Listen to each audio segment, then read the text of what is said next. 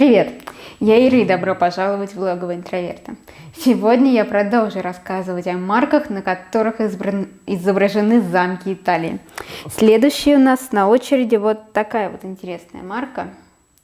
Если перевести дословно то, что на ней написано, то это крепость Капо-Риццуто на острове. Почему на острове, хотя мы видим, что это не совсем остров.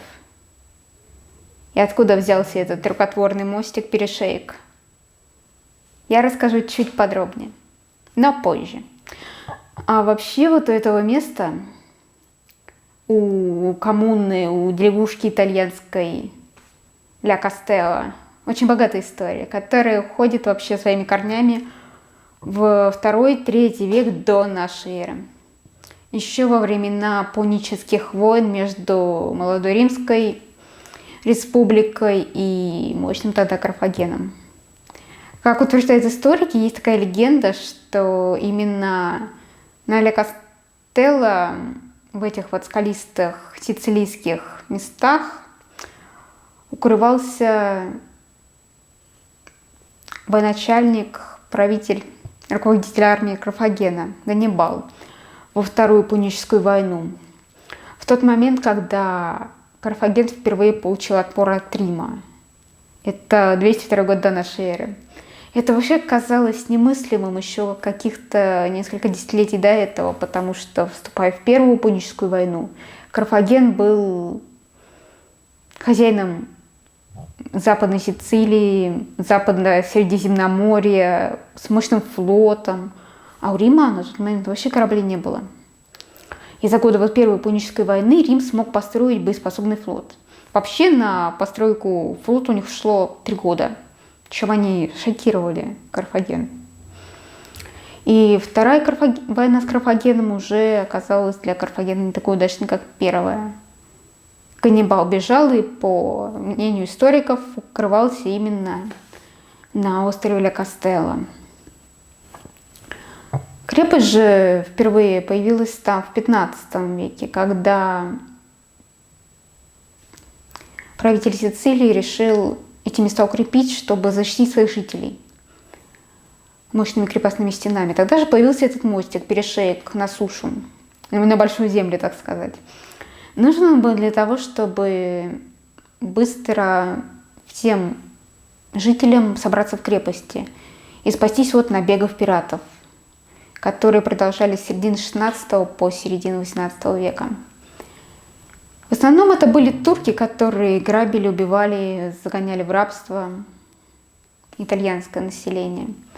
И чтобы предупредить людей о надвигающейся опасности, были построены башни, смотровые площадки. И крепость, которая там уже была на тот момент, укреплена, возведены мощные стены крепостные, за которыми прятались сицилийцы во время таких набегов. Вообще Ля Кастелло за это время, за 2 века, стало целым городом. Там жили 2000 семей.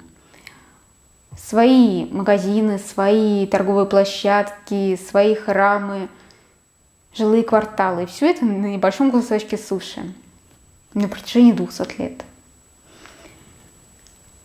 После того, как опасность набегов пиратов стала отступать, это где-то середина 18-го, конец 18 века, люди стали переселяться на материк, потому что места явно не хватало. Тогда, когда в крепости уже осталось около 50 местных жителей, решили, что нужно с ней что-то делать. Так, в 1823 там открывают тюрьму. Причем тюрьму для людей, которые были за объединение Италии. То есть из разрозненных королевств в одно большое королевство. Сицилийский король, естественно, был против этого, и всех несогласных, что Сицилия должна быть отдельно, отправлял в эту тюрьму. Но все-таки силы Гарибальди, который и прибыл на Сицилию в 1860-м, оказались мощнее, и Сицилия пала. приснилась к Италии, вошла в состав королевства, а тюрьму упразднили. И уже вот больше 100 лет, с 1913-го, это музей. Помимо того, что там проходят выставки, как постоянные, так и меняющиеся экспозиции, там еще читают лекции, проводят семинары, разные интересные культурные события проходят. Для туристов там есть небольшая гостиница, чтобы полностью погрузиться в атмосферу средневековой Италии. Но у меня на сегодня все. Спасибо за внимание. С вами была я, Ира. До новых встреч в логове интроверта.